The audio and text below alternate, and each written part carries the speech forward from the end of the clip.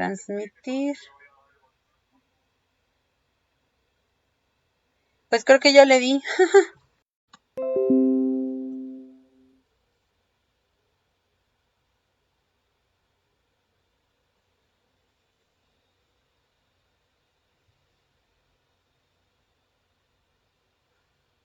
Hi, good night. So I hope this is going very well. I'm so sorry because this is my first time in this kind of lives. So I hope you like it.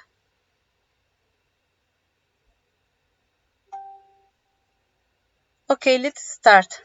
I am Elizabeth Ortega and to say something about this new coronavirus, the SARS-CoV-2. And I am from the Escuela Nacional de Ciencias Biológicas del Instituto Politécnico Nacional in Mexico City. So I hope you hear me well. If not, please just tell me here in the face. So let's start. And the first thing I want to tell about this virus is to make a difference between viruses and bacteria. The first and most obvious difference is that bacteria are really big in comparison to viruses. Viruses are really small. Some of them can just have few nanometers, so it is impossible to see them in a microscope like we can do with bacteria. Another big difference is the structure. You can see in this picture that bacteria are quite complicated. Some of them are like bacillus and with villi and other structures, and they are able to make a metabolism, to multiplicate by itself, and I don't know, make a lot of different things by themselves. Whereas viruses, they are very simple in their structure. You can see this virus is a kind of icosahedron, and it is only composed by proteins and the material genetic. So it's quite simple in comparison with bacteria, and don't know to tell with cells. No, cells are very, very complicated. So how these proteins and genomic material can multiplicate is not like in the bacteria that you can just make a metabolism to growth and start to divide and multiplicate. Viruses need to enter to the cells and make a multiplication, no, by the cell. So if we speak about this new coronavirus, we will see that this virus belongs to the group 4 for Baltimore. This is a virus which is from RNA, single strand RNA, and the strand is positive. It means that the messenger have the same sequence like the genome. This virus belongs to the order Nidovirales, and the family is Coronaviridae. The subfamily Coronavirinae and the genus Beta Coronavirinae.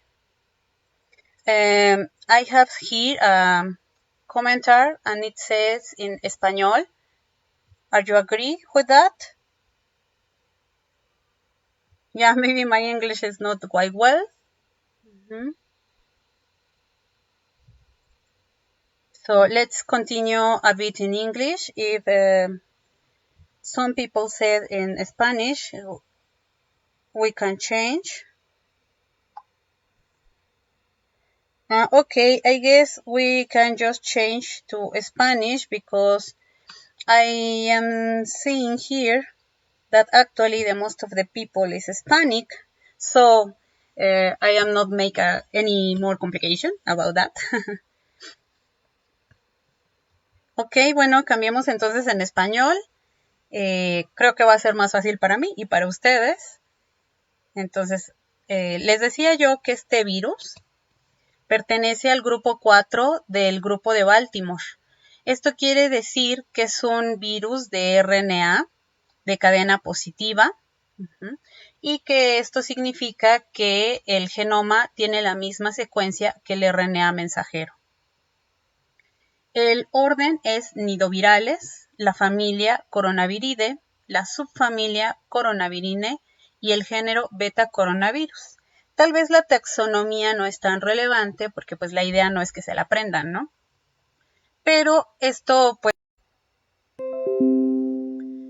Bueno, si nosotros vemos aquí en la imagen, vamos a ver que el virus es muy simple, como les decía. En comparación de una bacteria, los virus son muy sencillos y lo único que van a tener es un material genético rodeado de una cápside, de una serie de proteínas que lo van a proteger. En el caso de los coronavirus, tenemos el material genético que está dentro de esta serie de bolitas, ¿no?, verdes que están aquí ejemplificadas, y esas bolitas lo que simulan es la proteína. Entonces vamos a tener al material genético literal envuelto en la proteína. Este virus además tiene una envoltura adicional, que es esta línea azul en donde vemos un montón de figuritas cafés, ¿no? Esta línea azul es una envoltura lipídica y las proteínas cafés o las figuras cafés nos ejemplifican a la proteína de membrana. Nosotros también podemos observar estas estructuras mucho más grandes, estas proteínas amarillas, que son la proteína Spike. Déjenme aquí ver por qué. No había visto los comentarios de más abajo, perdón. Bueno, entonces como les decía, la estructura del virus es pues muy sencilla, pero a comparación también de otros virus, pues es un poco más grande, ¿no? Hay virus muy pequeños, por ejemplo el virus de la polio, que mide más o menos unos 20, 30 nanómetros. Este mide 200 nanómetros y pues su estructura es un poco más compleja. Nosotros vemos entonces en la estructura que pues realmente tenemos un virus grande, ¿no? Pero no tiene tantas estructuras como lo tendría una bacteria. Tenemos aquí diferentes proteínas y todas estas proteínas están codificadas por el mismo virus. Si nosotros vemos el genoma del virus, que parece que ya está saliendo en la imagen, nosotros vamos a ver que tiene diferentes marcos de lectura abiertos. Este es un virus de RNA. Tiene diferentes marcos de lectura abierto. Tiene un marco de lectura abierto que es el ORF1A. El marco de lectura ORF1B. Tenemos también la región que codifica para la proteína S, para la proteína de envoltura, de membrana y de la nucleocápside. Entonces, no sé si les llama la atención que además de las proteínas que ya les había mencionado, la S, la M, la de envoltura, la nucleoproteína, que forman realmente al virus, también tenemos dos marcos de lectura que no teníamos dentro de la estructura del virus. Uno es este marco de lectura azul, el ORF1A, que codifica para una proteasa y es positiva y va a simular a un RNA mensajero de la célula. Entonces, aquí es un poco difícil tal vez que lo vean. En el extremo 5' tiene un CAP y en el extremo 3' tiene una colita de polias, ¿no? Entonces, lo primero Lo primero que se va a traducir es justo esta proteína, la proteasa, y la RNA polimerasa, que si bien no formaban parte de la estructura del virus, sí son muy importantes en su replicación. Y vamos a ver cómo este virus se replica. Si es que tuvieran alguna duda o comentario, por favor váyanlo poniendo acá en la parte del Face. Me comentan que si les puedo dejar la bibliografía de la información. Les voy a hacer llegar la presentación por medio de Irving, pero además, pues bueno, si ustedes quieren revisar un poquito más de los virus y por ejemplo esta estructura, hay una página que se llama ViralZone,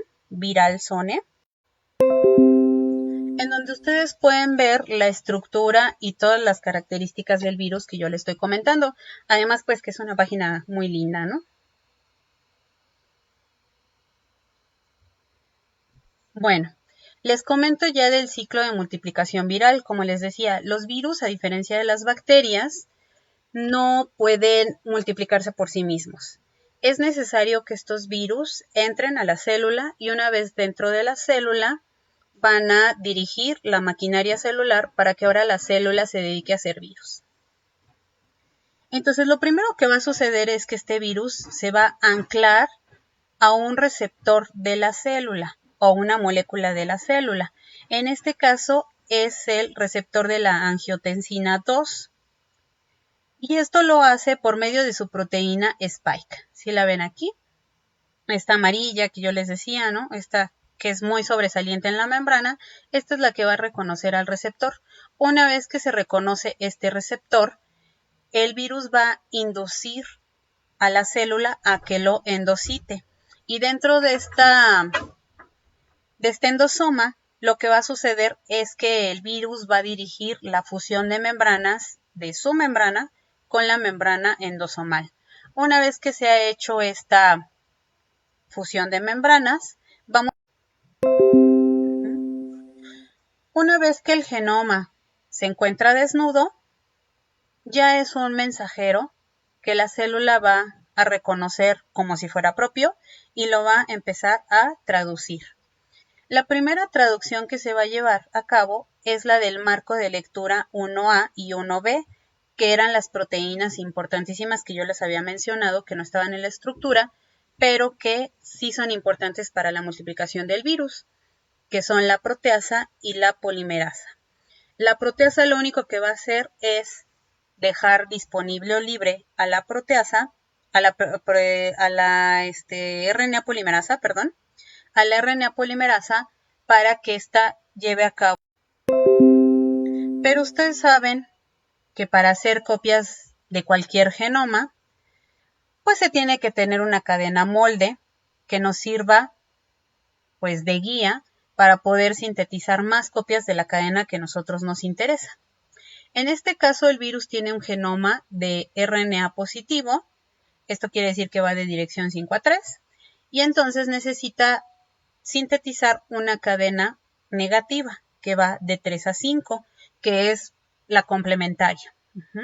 Entonces, eso es lo primero que va a hacer esta RNA polimerasa, sintetizar esta cadena negativa. Y ahora sí, ya que tenemos la cadena negativa, la misma polimerasa va a ser capaz de tomar esta cadena como molde y entonces empezar a sintetizar los diferentes mensajeros, ya no solamente de la proteasa y de la polimerasa, sino también de los mensajeros que estamos teniendo, que son todos los que necesita el virus, de la proteína S, de la proteína N, etcétera, ¿no? Entonces ya tenemos en realidad las dos partes fundamentales que necesita el virus para ser multiplicado. Tenemos al genoma, que fue copiado gracias a la polimerasa, y a partir de la cadena negativa se sintetizan más copias de la cadena positiva, y también tenemos los mensajeros correspondientes a las diferentes proteínas del virus.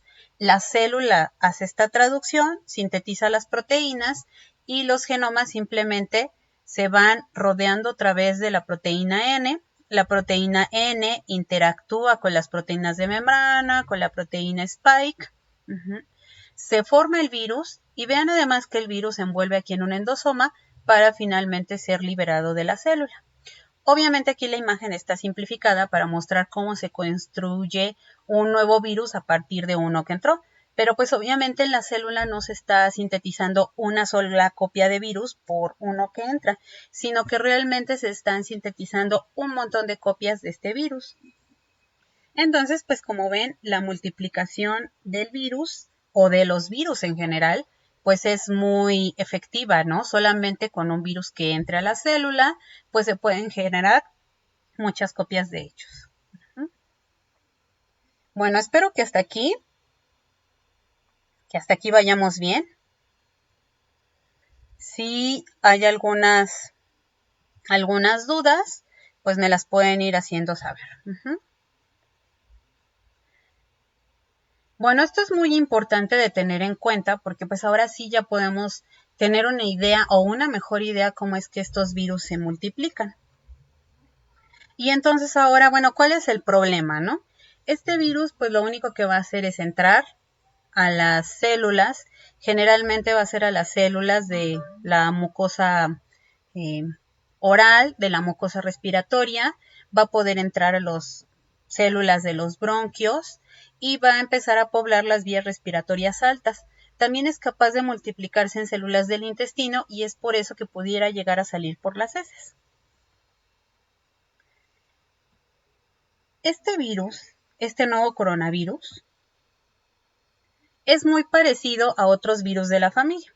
Si ustedes ven en esta imagen, pueden ver que la secuencia del coronavirus de este año, del 2019-2020, tiene la misma estructura o la misma caracterización genómica que tiene el virus del SARS, que es este cuarto genoma que está aquí mostrado, o del MERS. Entonces son muy parecidos, aunque en realidad este virus es mucho más parecido aquí a estos dos genomas de coronavirus de murciélagos. Si nosotros esto lo vemos en este diagrama, vamos a ver que de hecho el nuevo coronavirus está mucho más relacionado con estos de murciélagos, en un 89% es igual, en comparación con el SARS, a quien se parece solamente el 79%, o con el MERS, que es el 50%. Entonces aquí vemos claramente que el nuevo coronavirus no es igual al SARS, no es solamente una mutación del SARS, tampoco es una mutación del MERS, sino que es un coronavirus totalmente diferente.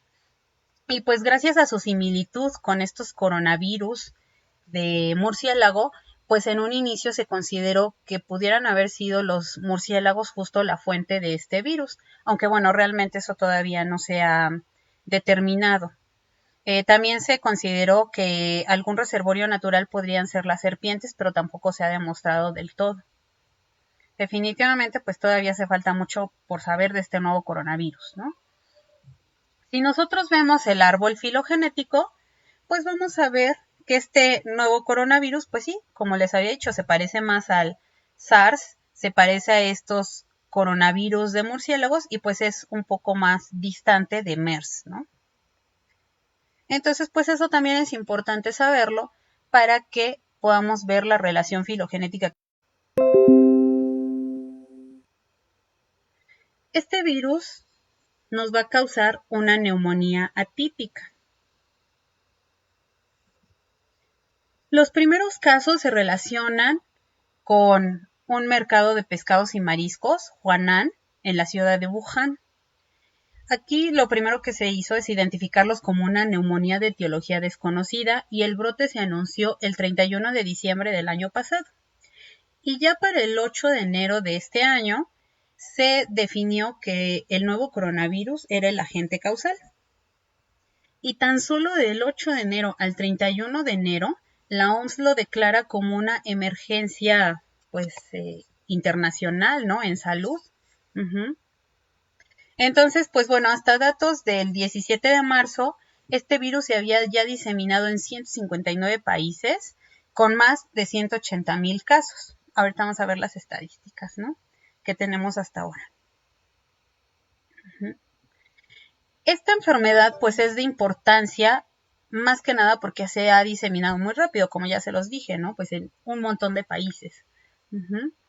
Y pues bueno, afortunadamente la mortalidad no es tan elevada, porque si no, imagínense, ¿no?, sí sería terrible, una diseminación muy elevada y además pues una mortalidad bastante alta, pues sería la catástrofe, ¿no? Afortunadamente, si nosotros vemos en los grupos etarios, vamos a ver que de los 0 a los 9 años de edad realmente el virus prácticamente no ocasiona muertes. De los 10 a los 19 años, la tasa de muerte es del 0.2% y esa se mantiene hasta los 40 años. De los 40 a los 49 aumenta un poquito, 0.4%. De los 50 a los 59 años de edad ya hay un poquito más de riesgo, la tasa de mortalidad es del 1.3, pero sigue siendo muy baja. Los 60 años 3.6 y en donde sí va a aumentar ya la tasa de mortandad es de los 70 a los 79 años, cuando ya tenemos un 8% de tasa de muerte. Y si tenemos más de 80 años, pues entonces sí ya estamos en riesgo, porque en general de todos los casos, pues los mayores de 80 años son los que llevan el 23% de la tasa de muerte, ¿no? Entonces realmente a las personas de edad avanzada, pues sí les va a causar un problema grave.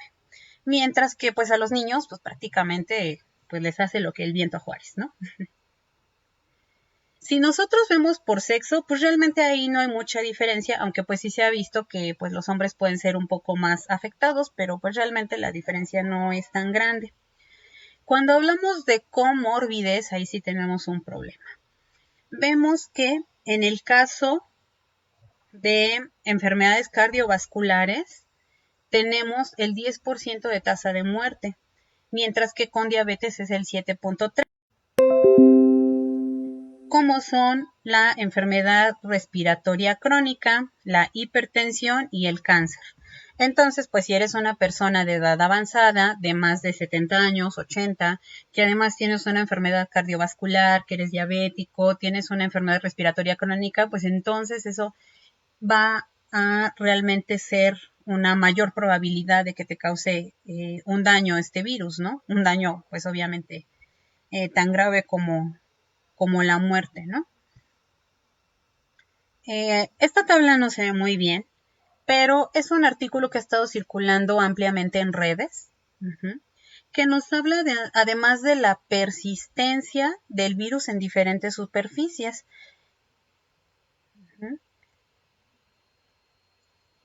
Nosotros hemos visto que pues sí, además de que afecta a la gente mayor, pues también es importante qué tanto va a sobrevivir en diferentes superficies. Y entonces en donde más sobrevive este virus es en el metal. En el metal puede durar hasta 5 días en una temperatura de 21 grados centígrados. También puede soportar 5 días en aluminio, en madera 4 días, en el papel de 4 a 5 días, en vidrio 4 días, en plástico pues aproximadamente de 2 a 6 días. Entonces realmente la persistencia de este virus en diferentes superficies inanimadas pues es muy elevado. De ahí también la importancia de que nosotros estemos con un constante lavado de manos, porque pues salimos a algún lugar, tomamos diferentes superficies y entonces pues vamos a tener ahí la posibilidad de infectarnos.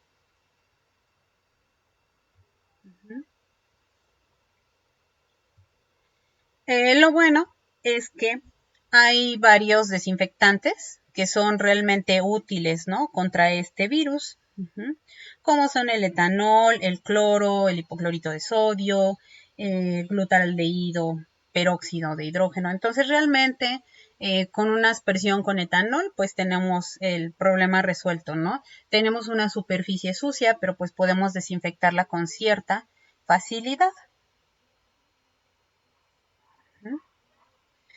Tratamiento.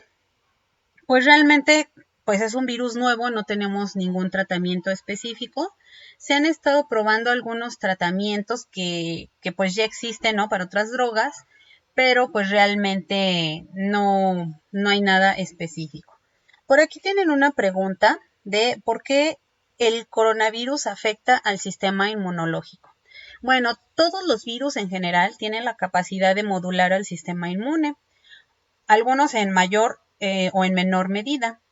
Esto es muy importante porque pues ustedes se percataron cuando les expliqué de la multiplicación del virus, que el virus pues es capaz de ingresar a la célula y tomar el control de esta. Entonces, pues no es que la célula se quede inerte esperando a que el virus pues simplemente la infecte y a producir una gran progenie y morir como si nada hubiera pasado. La célula va a tener diferentes señales para alertar a otras células pues que está siendo infectada, ¿no? Una de esas señales pues es la vía del interferón. Este interferón va a poner a las células vecinas en un estado de alerta, en un estado en el que ya va a ser más difícil para el virus entrar porque pues obviamente van a tener diferentes señalizaciones, van a reducir su producción de proteínas y pues desde ahí, ¿no? Le empiezan a cerrar un poquito la entrada al virus. Este virus lo que hace es bloquear algunas de las moléculas que inducen la señalización por interferón, como son las MAPs, las desestabiliza y entonces la célula ya no se entera de que... No solamente eso, el virus también es capaz de desestabilizar algunas moléculas que se llaman TLRs, los Toll-like receptor. Y estos receptores lo que hacen es censar cuando hay RNA de doble cadena. Yo les decía, ¿no? Que este virus necesita ser un RNA de cadena negativa para a partir de ahí sintetizar las cadenas positivas. Estas cadenas, aunque en algún momento se separen, pero pues por lo menos al momento de estarse sintetizando van a estar. Las células van a detectar esa infección gracias a los receptores Toll. Entonces, pues al ya no tener esta señalización, porque el coronavirus lo desestabiliza, pues entonces vamos a tener ahí un problema. Estas son algunas de las modulaciones que este virus hace a nivel intracelular. A nivel extracelular, pues obviamente también va a tener variaciones en la proteína spike y pues bueno, ya no va a ser tan fácil que el sistema inmune lo reconozca, aunque estos virus no varían tanto. También pues puede modular la respuesta de anticuerpos o de celular. Y lo que hace este virus pues es que desestabiliza la presentación de antígenos para que ahora las células pues principalmente hagan anticuerpos. Pero además esto le beneficia al virus porque el virus también es capaz de infectar algunos macrófagos. Entonces ustedes recordarán que también los macrófagos llevan a cabo una fagocitación por opsonización, en donde el virus se recubre un poco de anticuerpos y entonces pues ya el macrófago lo puede ingerir más fácilmente. Pero aquí el problema es que el virus no va a ser fagocitado propiamente, no va a ser degradado por el macrófago, sino que va a poder multiplicarse dentro del macrófago. Entonces pues está peor, ¿no? Está peor, ¿no? Porque pues definitivamente estos anticuerpos pues le van a ayudar. No sé si esto responde a la pregunta de pues cómo modula el sistema inmune. Seguramente hay otros mecanismos que tampoco conocemos o que tal vez yo desconozco, ¿no? Porque pues ahorita está saliendo un montón de información sobre este virus y seguramente va a estar saliendo por pues la importancia que está teniendo, ¿no?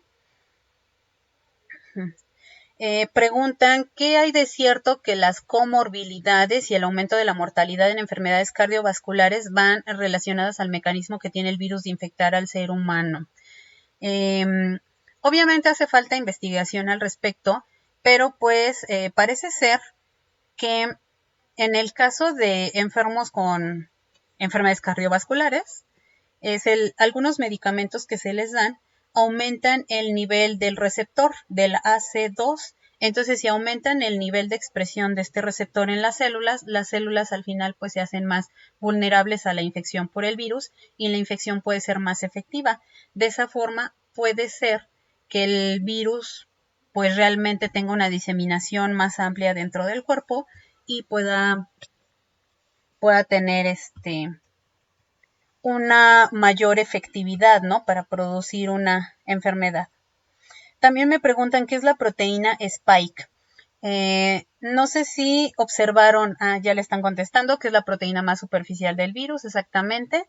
En la presentación que les voy a dejar, ahí pueden ver la estructura del virus. Esta proteína pues es muy importante porque no solamente su función es estar en la superficie, sino que va a ser la que va a reconocer al receptor y también la que nos puede dar una mejor respuesta inmune.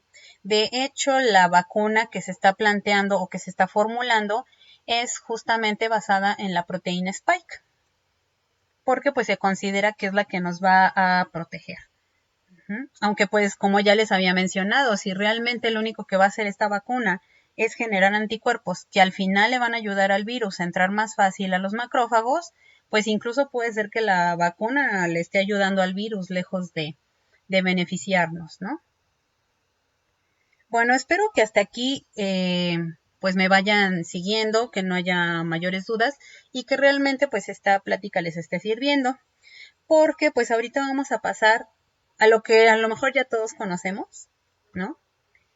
Que es justamente cómo ha ido avanzando esta epidemia, ¿no? O esta pandemia ya. Entonces, pues bueno, me encontré por ahí un artículo súper interesante sobre cómo es que se llevan a cabo los primeros 425 casos, o con qué se relacionan, mejor dicho. Y pues bueno, yo les comenté, ¿no? Que muchos de los casos, o inicialmente estaba registrada esta pandemia, o el origen de esta pandemia, pues era este famoso mercado de mariscos. Pues entonces, bueno, la idea es limpiar un poco el nombre del pescado de mariscos. Digo, no porque nos interese su reputación, sino porque se ha visto que realmente antes de que se presentaran estos casos, ya había casos de coronavirus en la población y que no tienen nada que ver con los pescados. No sé si alcancen a ver en la imagen. Es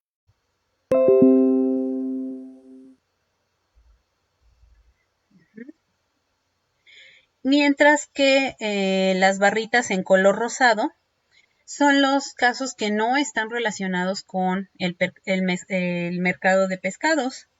Y entonces ustedes pueden ver que desde principios de diciembre ya hay casos que no están relacionados con este mercado. Entonces, pues ahorita la teoría más aceptada es que seguramente estos casos fueron los casos realmente iniciales, que fueron los casos que se contagiaron. Y entonces una vez que estos casos se contagiaron a partir de un animal, tal vez alguno de ellos visitó el mercado y pues ahí se diseminó ya por la población en una mayor escala. Entonces aquí vemos un gran número de casos que están relacionados con este mercado. Incluso se registran casos hasta el 11 de enero, pero a partir de el 25 de diciembre, incluso un poco antes, empieza a haber otros casos que no tienen nada que ver con el mercado, ¿no? de mariscos. Vemos aquí en la gráfica, pues, cómo es que estos casos aumentan en número rápidamente. Si nosotros, déjenme pasar a la siguiente. Si nosotros vemos el crecimiento en el número de casos, lo ponemos en una gráfica de barras así muy simple, vamos a ver que pues en diciembre, no sé, teníamos 282 casos, el 21 de diciembre, el 22 314 casos, digo el de enero, perdón, y ya para el 30 de enero tenemos 7,000 casos. O sea, en tan solo 9 días estamos prácticamente multiplicando el número de casos en más de 10 veces, ¿no? Y así sigue la tendencia de forma exponencial. 7,000, 9,000, hasta que llegamos aquí en el registro que tienen en este artículo del 11 de febrero, llegamos hasta una exorbitante cifra de 43,000 casos. Como les decía, esto es algo que ya todo el mundo sabe, porque pues realmente es lo que los medios pues nos bombardean, ¿no? Día a día. Pero bueno, pues es interesante verlo en esta gráfica porque vemos realmente el impacto que está teniendo esta enfermedad. Si nosotros nos vamos ya en su localización geográfica, vemos que, por ejemplo, para el 31 de diciembre, que se reconoce el brote y que lo reconoce la OMS, pues vamos a ver que hay un número de casos no pequeño, pero pues todavía está muy reservado aquí en China. Y vean, por ejemplo, ya sí les decía, en Corea del Sur tenemos un caso, en Tailandia tenemos 2 casos y el virus ya llegó para el 21 de enero a Estados Unidos con el primer caso.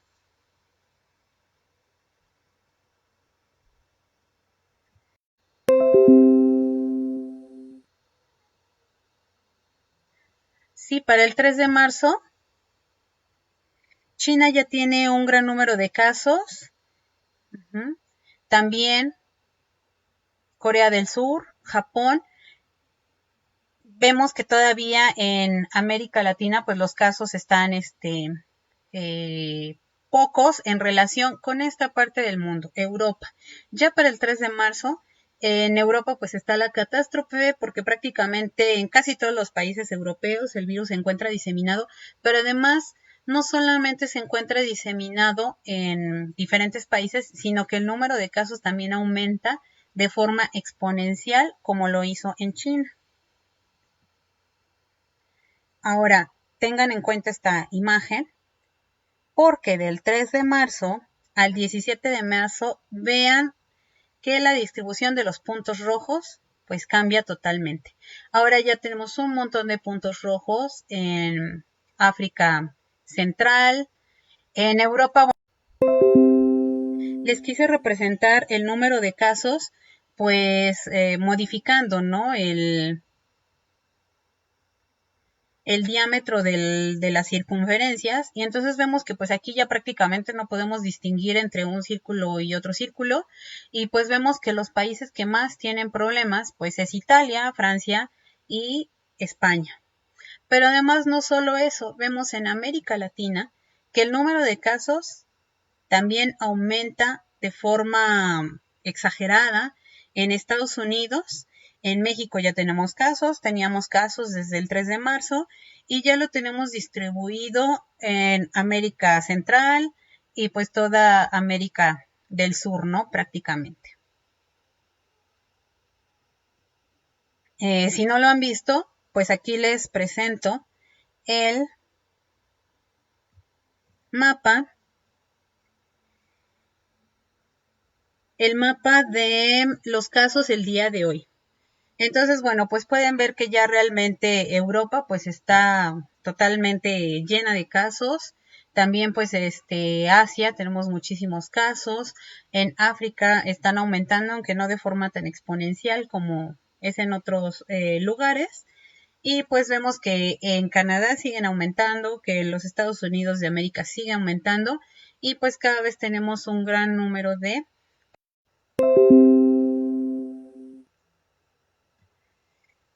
Bueno, si nosotros vemos el número de casos para el día de hoy, tenemos ya 334.981 casos confirmados, 14.652 muertes y este virus ya se encuentra diseminado en 189 países. Si hablamos de.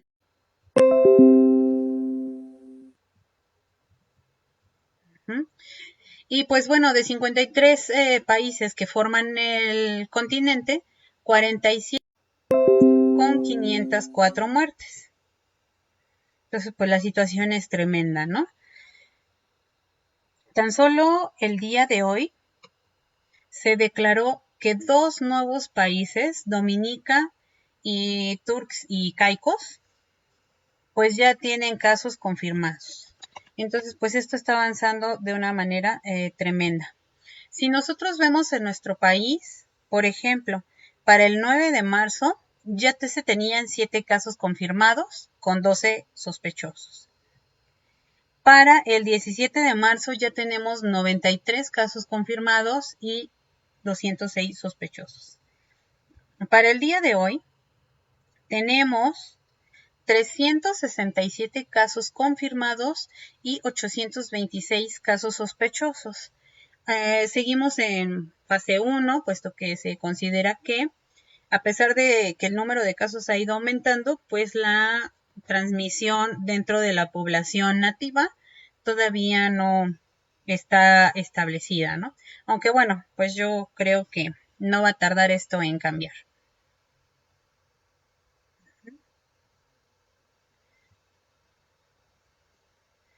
También vemos que hay estados en los que se ha realizado la búsqueda intencional. Se ha hecho en 182 muestras, que bueno, pues tal vez sean pocas, ¿no? Dado que este virus pues realmente se está extendiendo muy rápido y que ya se ha confirmado que puede haber transmisión entre individuos que están infectados pero que no tienen la enfermedad hacia individuos sanos. Entonces, pues realmente esto tal vez nos podría estar dando una desestimación, ¿no? de realmente todas las personas que están infectadas.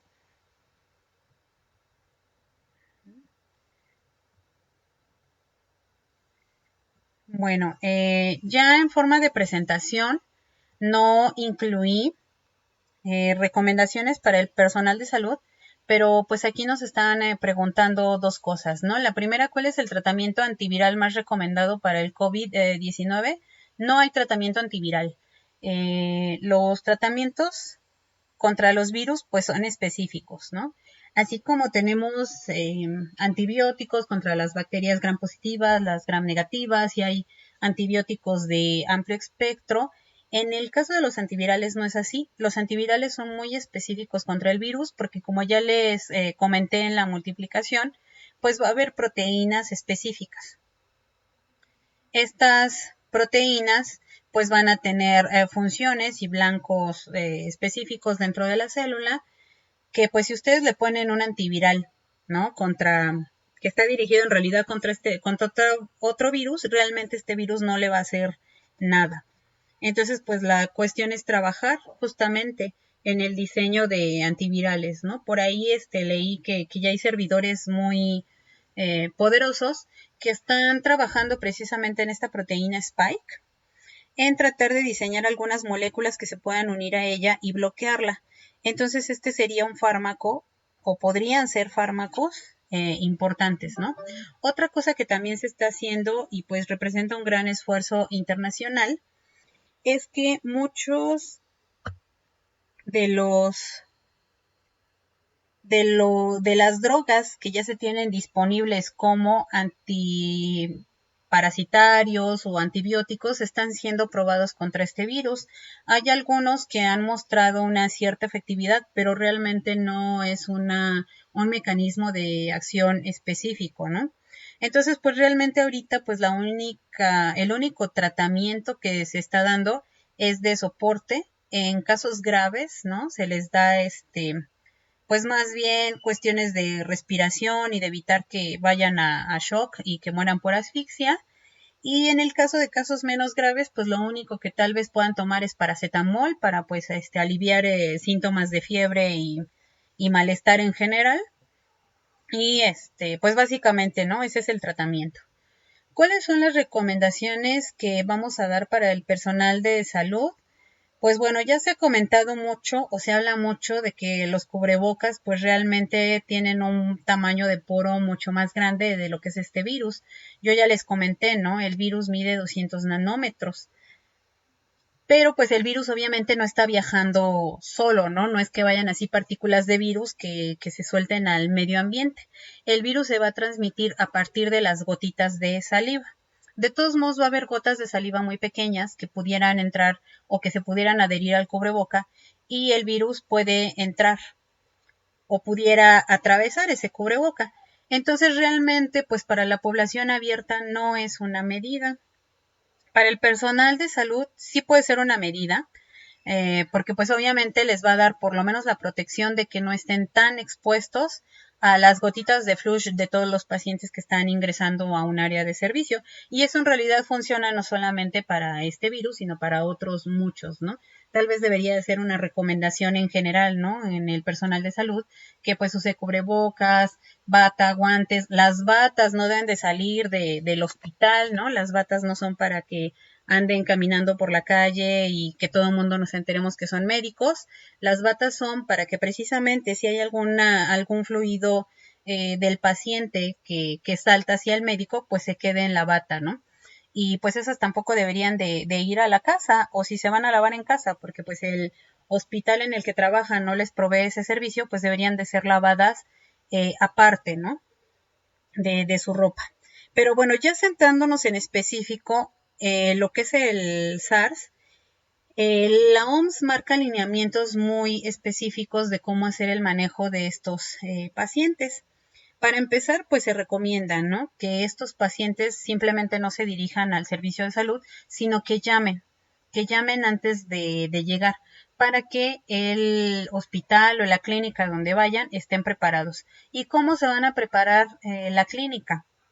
Tiene que haber una especie de comisión o un grupo o un equipo que ya estén preparados, que ya saben qué hacer, ¿no?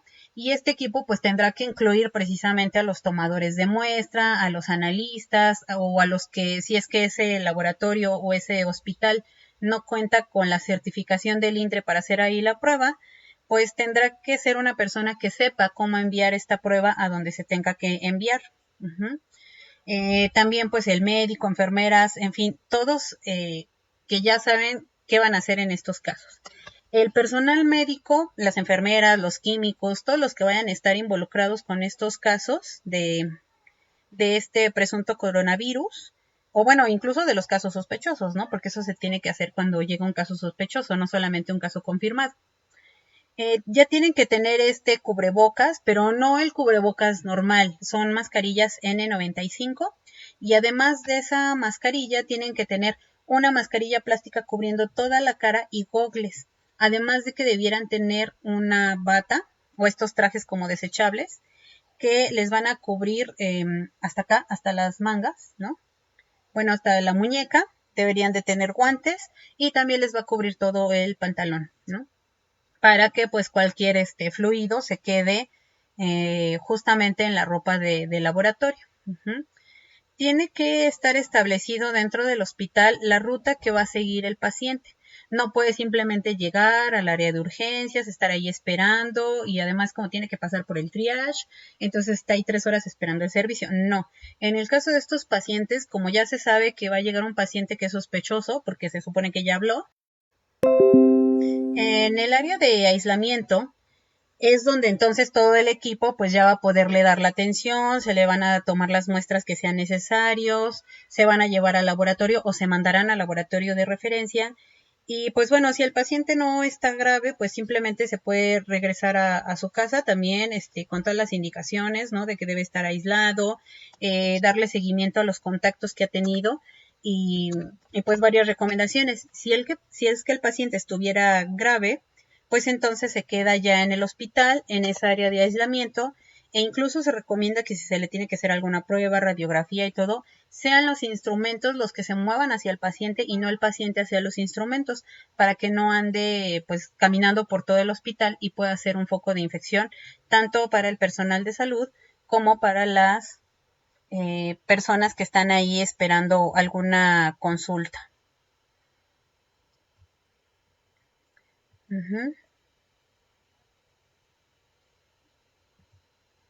Bueno, entonces pues sí, esas son las recomendaciones a grandes rasgos.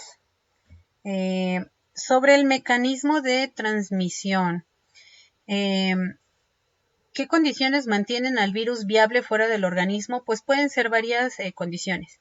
Este virus, como es un virus envuelto, pues realmente su supervivencia en un área que no esté húmeda, pues es relativamente baja, aunque sí puede sobrevivir a algunas horas en condiciones de sequedad, ¿no? Pero pues básicamente lo van a favorecer ambientes húmedos, como ya les decía, por ejemplo, en superficies plásticas de Sí, entonces como puede estar activo en diferentes superficies, pues también nos podemos contaminar o nos podemos infectar, mejor dicho, al tocar alguna superficie, ¿no? Obviamente en las superficies, pues la carga viral no va a ser tan grande como cuando realmente nos exponemos a las gotitas de saliva de alguien o alguien que estornuda muy cerca de nosotros, ¿no? Entonces, por eso también se recomienda el continuo lavado de manos, pues para prevenir que nosotros al tocar alguna superficie no lo comamos, literal, ¿no? También otra cosa que se recomienda, pues es la distancia social. Si obviamente el principal, una distancia de por lo menos 1 metro, ¿no? Con las personas que estás hablando. Entonces, pues sí, ahorita la verdad es que yo sé que los mexicanos somos muy apapachadores, ¿no? Pero pues bueno, ahorita sí nos tenemos que, que contener, ¿no?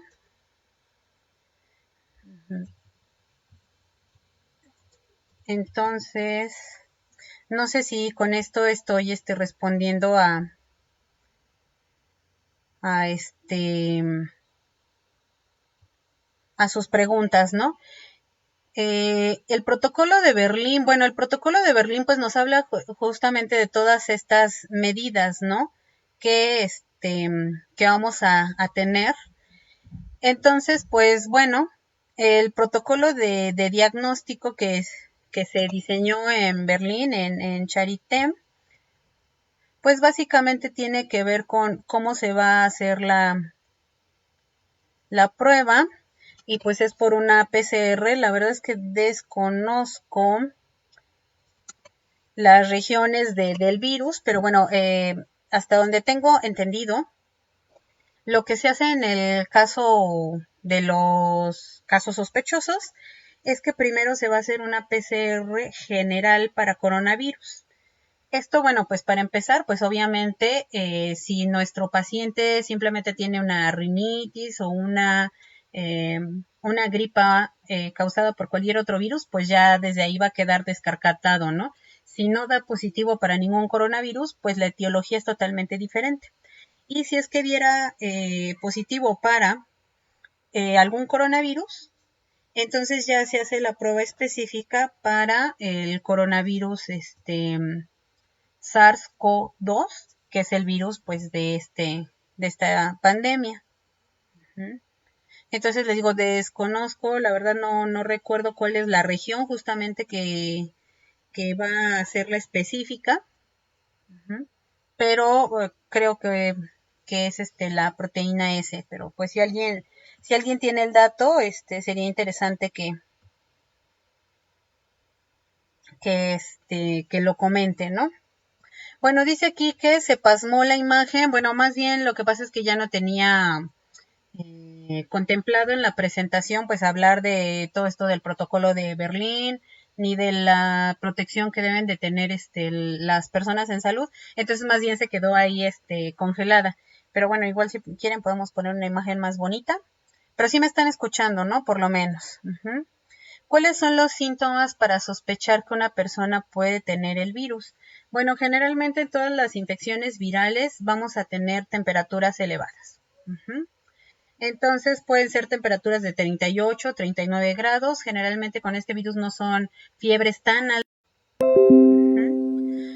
Algo más específico pues es que tenemos tos seca. Las personas que tienen este virus pueden, aunque esto generalmente va a ser en casos más graves, ¿no? Entonces realmente, si nada más nos fijamos en la sintomatología, pues es una sintomatología muy general, ¿no? Incluso puede haber cansancio, fiebre, malestar, dolor de garganta. Entonces, realmente, si yo me empiezo a sentir mal, si empiezo a tener tos seca, incluso puede presentar diarrea, ¿no? Los cuadros, pero pues eso también puede pasar con otros virus como influenza, puede pasar con el virus incisional respiratorio, con adenovirus, que también nos puede causar cuadros gripales. Entonces, realmente de forma clínica no es tan fácil determinar que es un coronavirus. Entonces, ese también puede ser un problema porque muchas veces, si somos individuos jóvenes, bueno, que a lo mejor yo ya no estoy tan joven, pero pues todavía, ¿no? Somos individuos jóvenes, en general sanos, y de repente tenemos ahí una gripita, pues la verdad es que la mayoría de nosotros no hace caso. Y pues sigues tu vida normal, ¿no? Pero pues el problema es que es que tiene, es que podemos transmitirlo, ¿no? Uh-huh. Han estado comentando que el virus tiene un tropismo por las células del pulmón, esto derivado de un estudio patológico generado en China. He estado en lo correcto, bueno, más que nada las células de los alvéolos y pues algunas, bueno, en la mucosa oral. Y pues bueno, sí, obviamente hay muchos estudios, hay estudios patológicos, generalmente, pues, y principalmente en China, porque es donde ha habido el mayor número de casos, pero bueno, pues sí, hay diferentes estudios que soportan esto, ¿no? Que efectivamente va a dañar algunas células del pulmón. Por acá también preguntan, ¿cómo sé si ya me contagié, pero no presento la enfermedad? Pues es que no puedes saber, ¿no? O sea, sí a simple vista, no hay nada que te indique, pues ya me enfermé, ¿no? Muchas veces incluso no solamente es con este virus, ¿no? Nos pasa con otros virus que de repente dices, ay, como que me siento así medio cansado, como que tengo a lo mejor un poquito de temperatura, pero igual a lo mejor ni te pasa nada y pasó totalmente desapercibido, ¿no? El otro día te levantaste y hasta se te olvidó que el día anterior te sentías ligeramente mal, ¿no?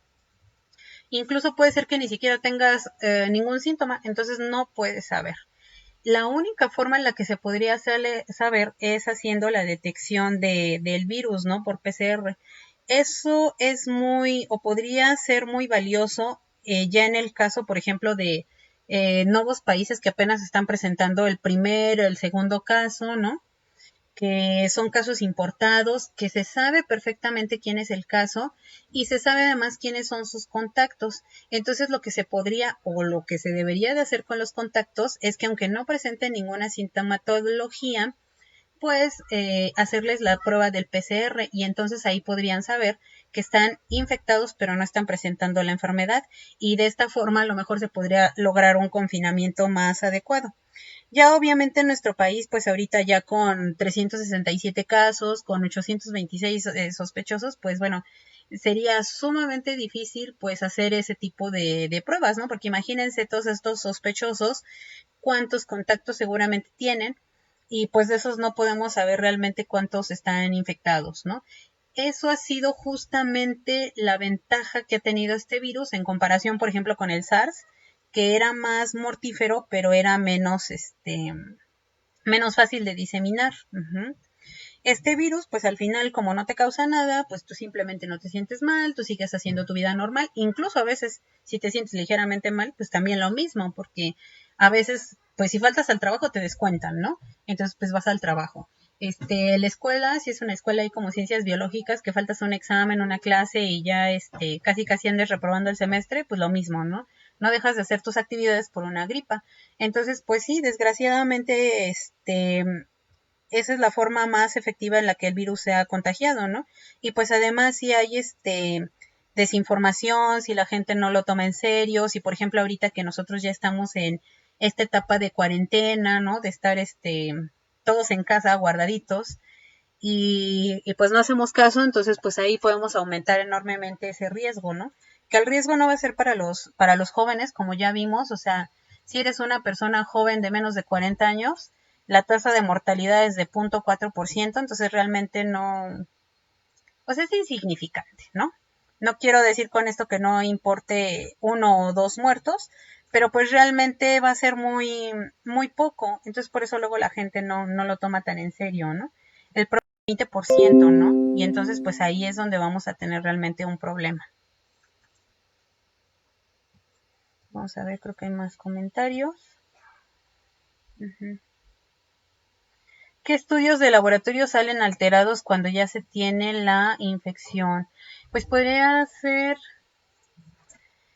yo creo que cuestiones de biometría hemática pudieran salir alterados, pero ya en casos más graves, porque como les decía, ¿no? Este virus va a desestabilizar algunas células del sistema inmune, entonces puede ser que tu cuenta de blancos sea un poco baja, pero realmente no es una cuestión que digas, pues porque tienes la cuenta de linfocitos linfocitos se baja, pues ya tienes la infección, ¿no? Entonces realmente por estudios de laboratorio no puedes saber. Otros estudios como químicas sanguíneas, pues no tengo conocimiento que haya modificaciones. ¿Cuál es el periodo de incubación del virus? Más o menos 14 días. Entonces eso también es un problema porque pues tú puedes infectarte, puedes andar 14 días sin saber que estás infectado, incluso ya puedes estar excretando el virus y no te vas a dar cuenta, ¿no? Y nadie se va a dar cuenta hasta que te midan, hasta que ya presentes algún síntoma. Entonces pues también por eso pues ha ayudado a la diseminación del virus, ¿no? Porque personas que viajan de un lugar a otro, pues no se dan cuenta de que ya están infectados hasta el momento que llegan a su lugar de residencia y entonces ya tuvieron contacto con su familia, con los hijos, con los vecinos, con la gente de su trabajo y inmediatamente de sus vacaciones o de su viaje de negocios, por ejemplo, pues ya vienen infectados y entonces ya tuvieron contacto con la gente, ¿no? Y entonces ahí puede diseminarse más. No sé si con esto estamos respondiendo esas preguntas.